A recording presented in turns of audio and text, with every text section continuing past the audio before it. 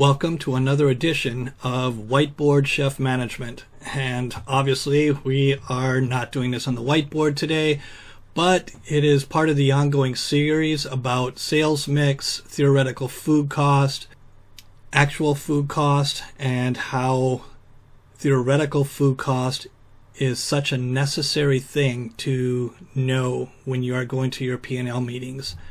So in this edition, we are going to dive into an actual sales mix form, which helps you to calculate your sales mix and your theoretical food cost. This form is a free download from my website, so you can check the description underneath the video and find a link there. And of course, there are other variations of this form out there on the web. So we're going to start off here. This is the menu summary page, and this will gather all of the information from all of the other tabs. So we've got a tab on appetizers, one on soup and salad, one on entrees, so on and so forth. So this form summarizes all of that information and then will give you your sales mix food cost, which is the same as your theoretical food cost, your gross margin, your average gross margin, and so on. So the most important number on this page is this number right here. You'll want to compare this against your actual food cost and your budget food cost. And again, refer to the earlier videos to get more details about that. So far, all we have entered is appetizers, and all the rest are empty. So we're going to jump straight to the appetizer screen and dig in. So the only thing that you need to enter on this form are the columns which are in yellow. All the other information will calculate out for you after you've input the columns in yellow.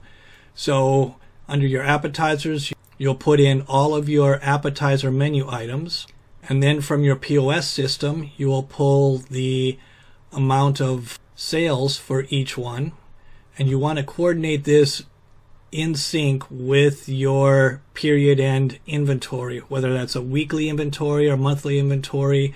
That's when you want to run this report. Next, you'll enter the item cost for each one of your dishes, and you'll have to pull this from whatever software you use to calculate your menu item costs. Lastly, you'll put in your sales price on your menu. Once you've done that, you'll have everything here get generated. So I'm going to show you a trick here that's going to make this form much more useful. Right now, if I look at my appetizers, they are kind of scattered all the way through as far as sales go. In order to make this form more useful, I really need it ranked from top sellers to lower sellers. The easy way to do that is highlight the entire header of these columns, come up to Data, click Filter, and now you'll notice these drop down arrows. All the cells now are sortable.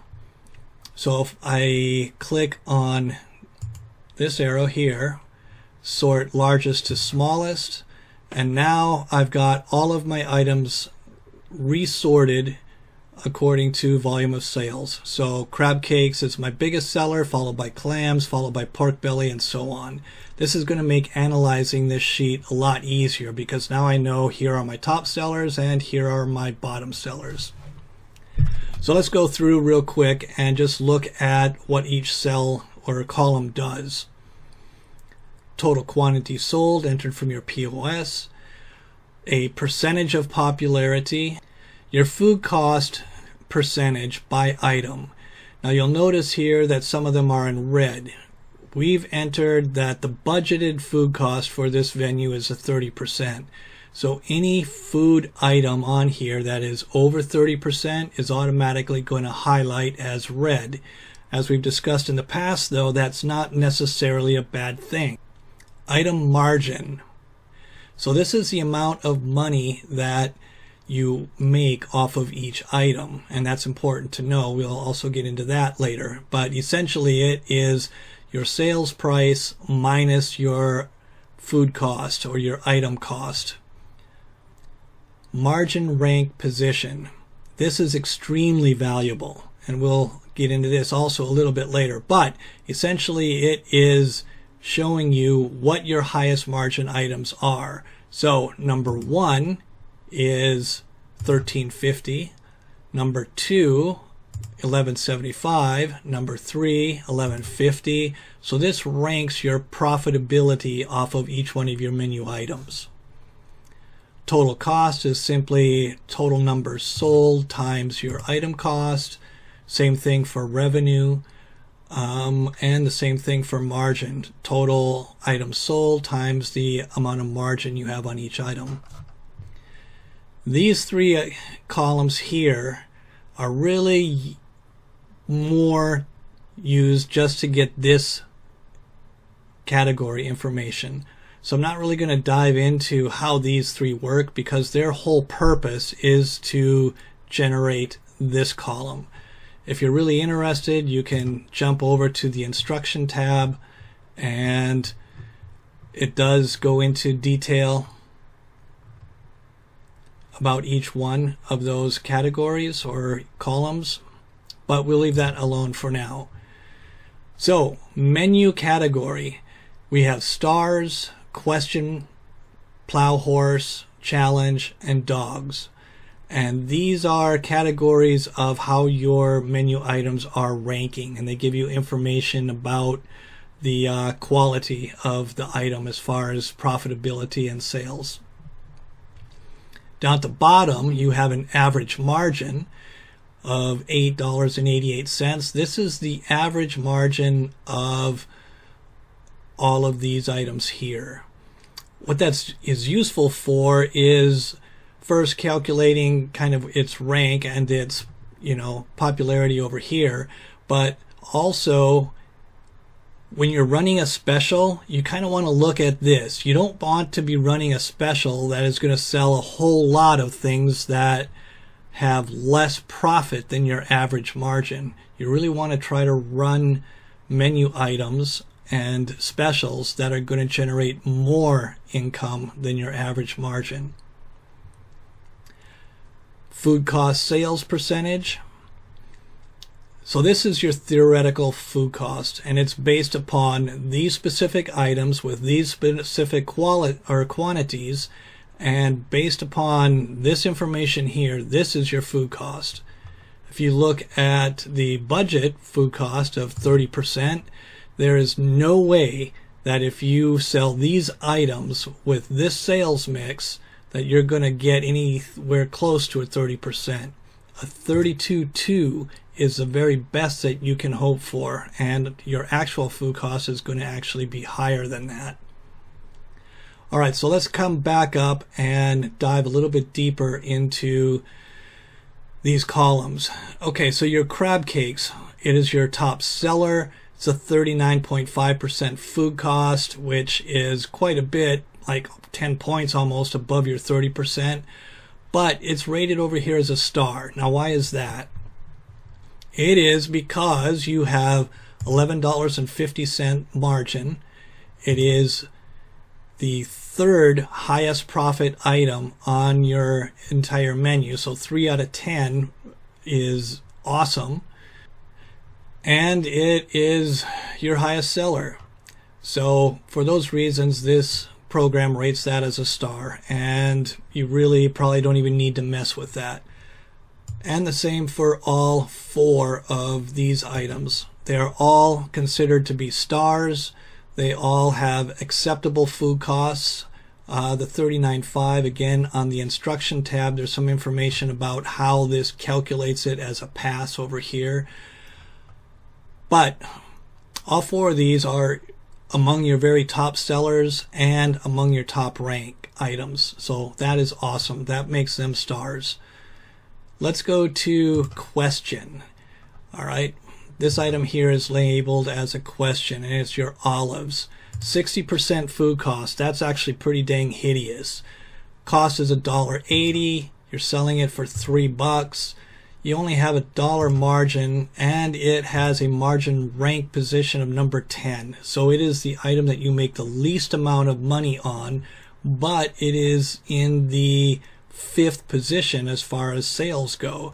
So that is a situation you really don't want. You don't want one of your best-selling items to be your worst profit item. So it is listed here as question because you need to ask yourself, is this item worth having on the menu? Or can we bump it up a buck or two or something, and or change the concept a little bit in order to generate more income off of it? Again, the item margin on this is $1.20, but our average margin is $8.88. So we would question this as being a good and or profitable item to keep on the menu. Right here, it really doesn't look like it. All right, plow horse, your dry hummus. It is listed as a plow horse. It has a low margin rank, but high popularity because it's still in the top like 3/4 of sales. It's actually got a fantastic food cost percentage. The margin on it is $9.50, which again is over the $8.88 average. And it is in position 6 as far as margin. So all in all, it's considered a plow horse, not because it's one of your stellar items, it's not your most profitable, it's not your most popular, but it plugs along, it plows along, if you will. All right, let's skip dog and go to challenge. Your mussels are listed as a challenge. They have a 28.3% food cost, which is fantastic. $10.75 margin, so that is the 4th best margin on the entire menu. But it's in position 7 out of 10. So its volume of sales, its popularity among your guests is pretty low. So it is a challenge because we want this item, since it is number 4 in margin rank, we want this item to be up here somewhere in the top 5. So the question is, how do you make that happen?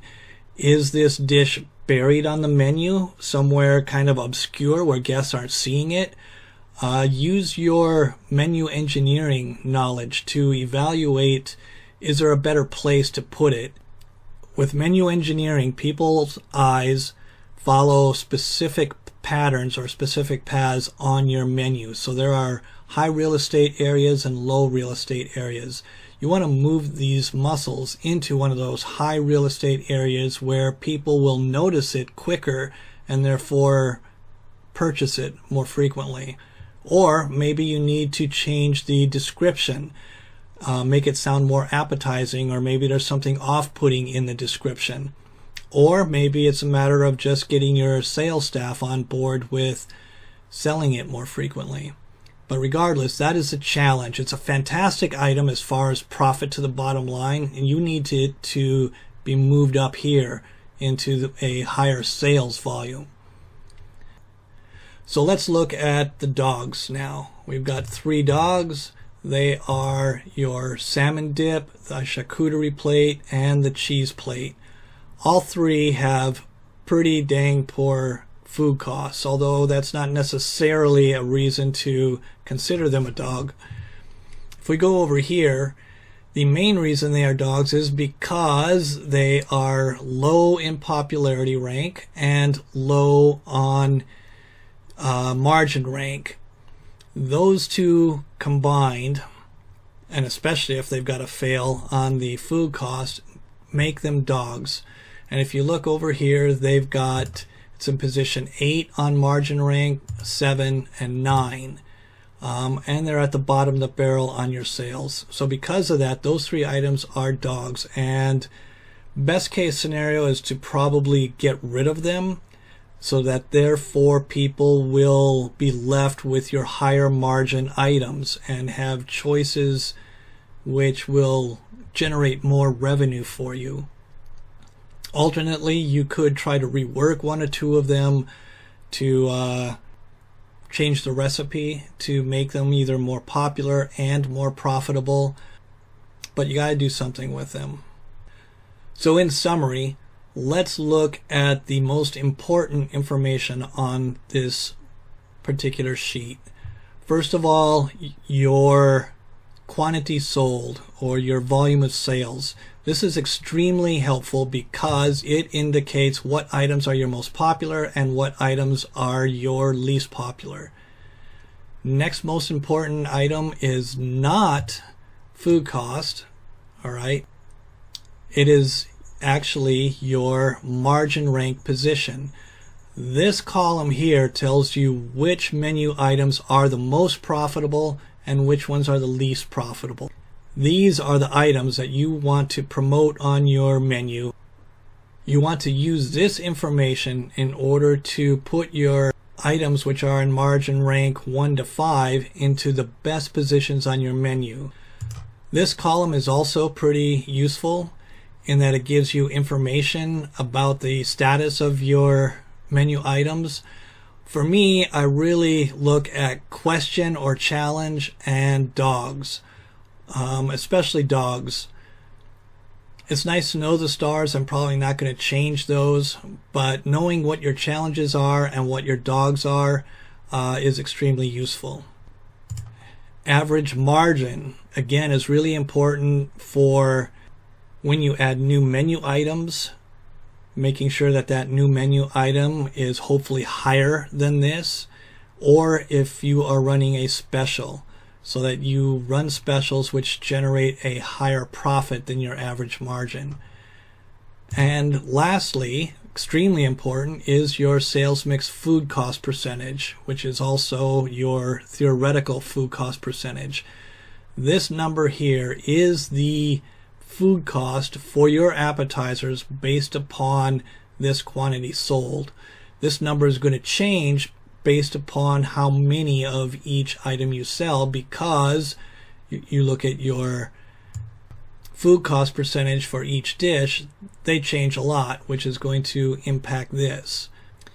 Alright, so let's come back to the menu summary and wrapping it up. Once you fill in all of your appetizers, all of your soups, your entrees, your side dishes, and so on, you will then have this complete chart filled up with the numbers. It automatically draws it in. It automatically calculates your sales mix food cost percentage for your entire menu, gives you your gross margin, and will be a huge help when you go into your P&L meeting. Alright, that wraps it up. Please give us a thumbs up like if you enjoyed the video or found it informational. Please leave questions and or comments below, and we'll catch you another time. Have a great day.